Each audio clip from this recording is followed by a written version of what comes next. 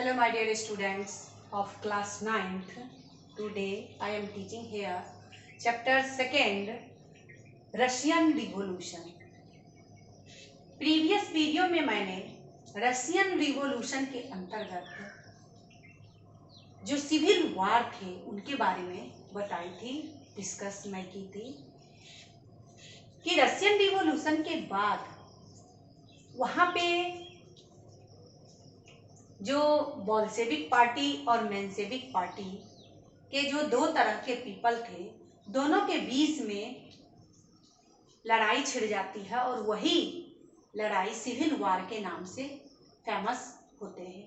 Civil वार होने के बाद यूएसएसआर का फॉर्मेशन होता है और यूएसएसआर के फॉर्मेशन के बाद बोल्शेविक पार्टी रूस के लिए एक नई रूल एंड रेगुलेशन को इम्प्लीमेंट करना शुरू करते हैं। तो इसके पहले था making a socialist society. Socialist society के अंतर्गत रूस को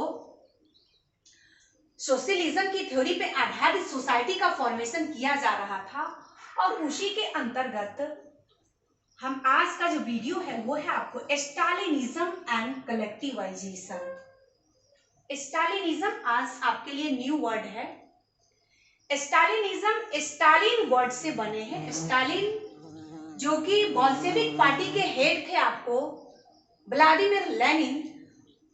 1 जनवरी 1924 को व्लादिमीर लेनिन की जब मृत्यु हो जाती है तो पार्टी के द्वारा स्टालिन यानी जोसेफ स्टालिन को उस पार्टी का हेड बना दिया जाता है और स्टालिन के द्वारा जो थ्योरी रूस में दी जाती है वही स्टालिनिज्म कहलाती है।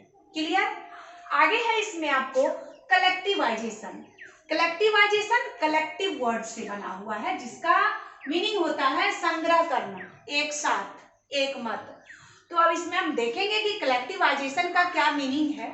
तो सबसे पहले हम समझेंगे what is Stalinism. The time period when the Russian communist party was headed by Stalin, यानी कुछ समय के बाद, लेनिन की मृत्यु के बाद स्टालिन को जोसेफ स्टालिन, जो कि आपके बुक में पेज नंबर 44 में उनका फिगर भी दिया हुआ है, आप देख सकते हैं।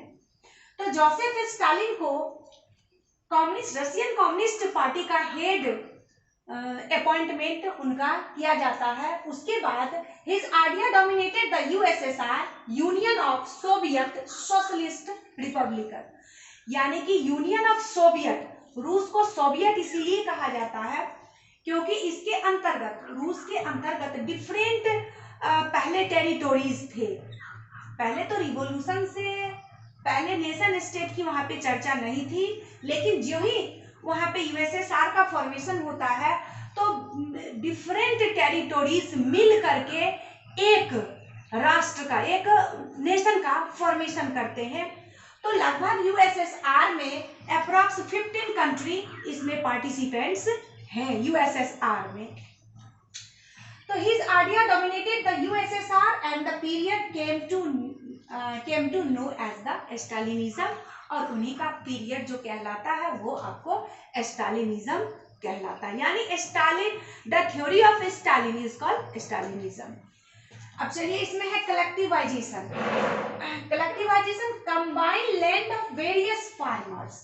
बहुत सारे फार्मर्स को जब हम कंबाइन कर देते हैं, एक साथ मिलाते हैं, and then performing the agriculture activities, और उसके बाद सारे फार्मर्स मिल करके जब एक साथ एग्रीकल्चरल एक्टिविटीज को करते हैं तो वही कहलाता है आपको कलेक्टिवाइजेशन ऑन कलेक्टिव बेसिस। तो कलेक्टिवाइजेशन के अंतर्गत पहले तो रूस में ऐसी व्यवस्था नहीं थी, लेकिन स्टालिन के द्वारा एक न्यू थ्योरी को वहां उसमें अप्लाई किया जा रहा है कि कलेक्टिवाइजेशन से क्या वहाँ पे जो रूस में फूड शॉर्टेज की समस्या आ गई थी तो क्या वो उससे सॉल्व हो पाता है या नहीं। फिर भी स्टालिन के द्वारा ये कलेक्टिवाइजेशन वहाँ पे लगाने का रीजन क्या है। तो reason for collectivization, by 1927 Soviet Russia was facing shortage of food grain, specially in town. Specially in town.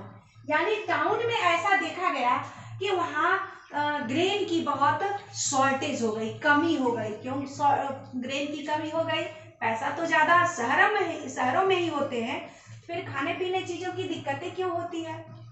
इसका मेन काउज है कि रूरल एरिया में या कंट्री साइड में फार्मर्स लोग अपने भोजन के लिए भी अनाज को उगा लेते हैं, लेकिन टाउन में लैंड प्रॉपर्टी का बहुत अभाव देखा जाता है, इसीलिए वहाँ पे एग्रीकल्चर का काम नहीं होता है। जितना भी फूड ग्रेन मंगाई जाती है वो सब कंट्री साइड से ही टाउन में मंगाई जाती है। इसलिए वहाँ पे 1927 में टाउन में फूड ग्रेन की बहुत कमी देखी गई थी। The government fixed prices eight which grain must be sold.